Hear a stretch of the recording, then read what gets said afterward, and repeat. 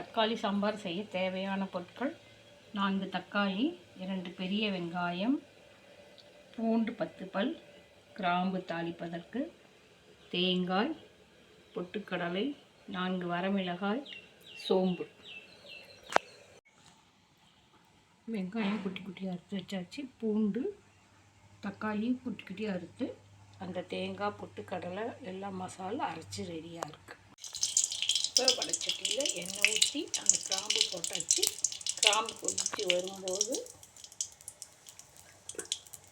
கிராம்பு நல்லா வெடிக்கும்போது வெங்காயத்தையும் பூண்டையும் போட்டு நல்லா வணக்கிடுங்க. வெங்காயத்தை நல்லா வணக்கிடுங்க. வெங்காயம் நல்லா வணங்கின பிறகு அதில் தக்காளி ஆட் பண்ணி மஞ்சள் தூள், உப்பு, தேவையான உப்பு போட்டுக்கோங்க. தக்காளி நல்லா வணங்கின பிறகு 2 டம்ளர் தண்ணீர் ஊற்றி அதை நல்லா கொதிக்க விடுங்க.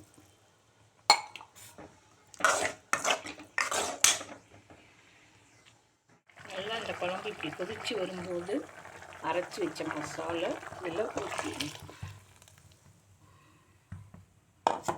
ஊற்றி நல்லா நிறைய 1 டம்ளர் தண்ணி ஊற்றி கொதிக்க விடுங்க.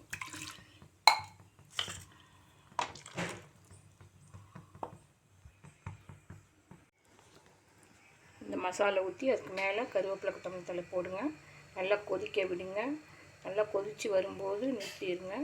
இது பார்த்திங்கன்னா இட்லி, தோசை, சப்பாத்தி, பூரிக்கு இந்த குழம்பு ரொம்ப டேஸ்ட்டாக இருக்கும். காரம் குறைவாக, சின்ன குழந்தைங்களும் சாப்பிட்லாம், வயசானவங்களும் சாப்பிட்லாம். அவங்களுக்கு ஏற்ற உணவு. ஆயில் கம்மியாக தான் யூஸ் பண்ணுறோம். இது நல்ல ஒரு குருமா குழம்பு மாதிரி இருக்கும். இதுக்கு பேர் தக்காளி சாம்பார். இப்போது இட்லி, இந்த தோசை ஊத்தப்பம் மாதிரி ஊற்றினாலும் இதுக்கு இந்த தக்காளி சாம்பார் ரொம்ப டேஸ்ட்டாக இருக்கும். நீங்களும் ட்ரை பண்ணி பாருங்கள். இட்லி, தோசைக்கு, சப்பாத்திக்கும் இந்த குழம்பு ரொம்ப டேஸ்ட்டாக இருக்கும். செஞ்சு பாருங்கள், சாப்பிட்டு பாருங்கள், கமெண்ட் பண்ணுங்கள். அதே சமயம் என் சேனலை சப்ஸ்கிரைப் பண்ணுங்கள்.